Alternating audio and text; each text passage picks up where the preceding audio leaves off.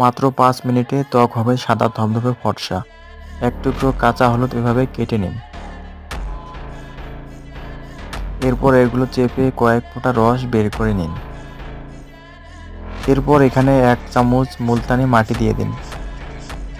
এরপর একটি লেবু নিয়ে সুন্দরভাবে কেটে সেখান থেকে 2 থেকে 3 ফোঁটা রস এখানে দিয়ে দিন। এরপর 1 চামচ নারকেল তেল এখানে ঢেলে দিন।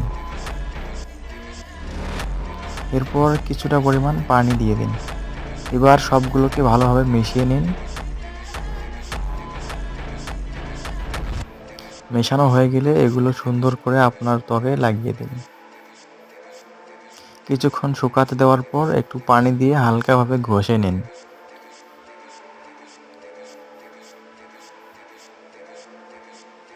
এরপর ঠান্ডা পরিষ্কার জল দিয়ে ধুয়ে ফেলুন।